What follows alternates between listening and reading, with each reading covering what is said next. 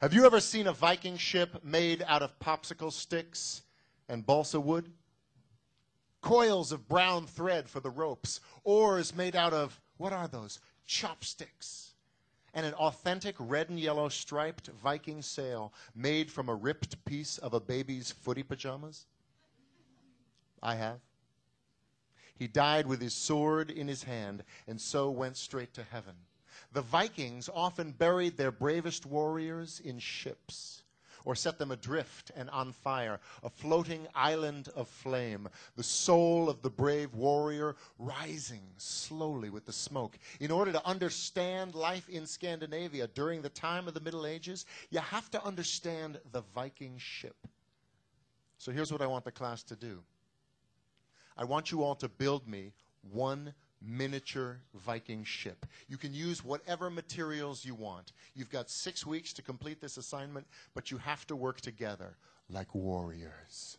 These are the projects that I am known for as a history teacher, like the Greek Shield Project, or the Marshmallow Catapult Project, or the Medieval Castle of Chocolate Cake. Actually, that one was a disaster. But there was the Egyptian Pyramid Project. Have you ever seen a family of 4 gathered around a card table after dinner, each member of the family holding on to one triangular side of a miniature cardboard Egyptian pyramid until the glue finally dried?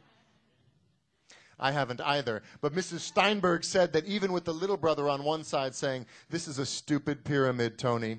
If I get Mr. Molly next year, my pyramid's going to be so much better designed than this piece of..." And Tony on the other side going, "Shut up, you stupid idiot. If you let go before the glue dries, I will disembowel you with your Sony PlayStation." It was the best family time that they had spent together since Hanukkah.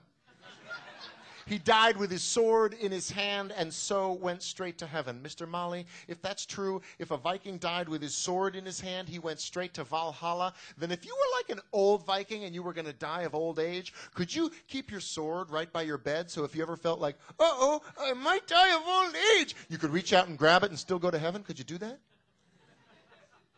If I were a Viking god, I don't think I would fall for that.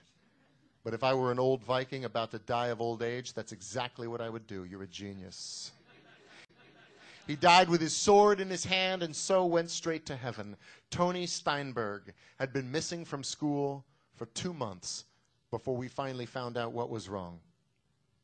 And then the 12 other boys in the class whispered the name of the disease as if you could catch it from saying it too loud.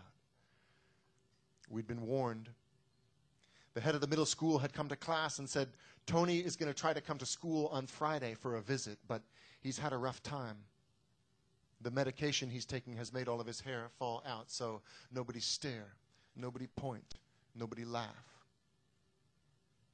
I always said that I liked teaching in a private school because I could talk about God in the classroom and not be breaking the law. And I like talking about God in the classroom. I do it a lot. Yes, in history class, that's easy. Even the Egyptian Pyramid Project is essentially a spiritual undertaking. But how can you teach math and not believe in a God of perfect geometric space and time, surrounded by archangels and right angles of varying degrees? Such a God would not give cancer to a 7th grade boy, would not make all of his hair fall out from chemotherapy, totally bald, in a jacket and tie, and I don't just mean Tony Steinberg. Not one single kid in my class had hair that day. The other 12 had all shaved their heads in solidarity. Have you ever seen 13 bald-headed 7th graders in jackets and ties, all of them staring at each other, all of them pointing, all of them laughing?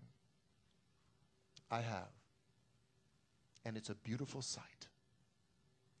Almost as striking as 12 7th grade boys 1 month later, standing in a circle outside the synagogue after the memorial service, heads bowed, holding hands, surrounding the smoldering remains of the class's miniature Viking ship, which they have set on fire.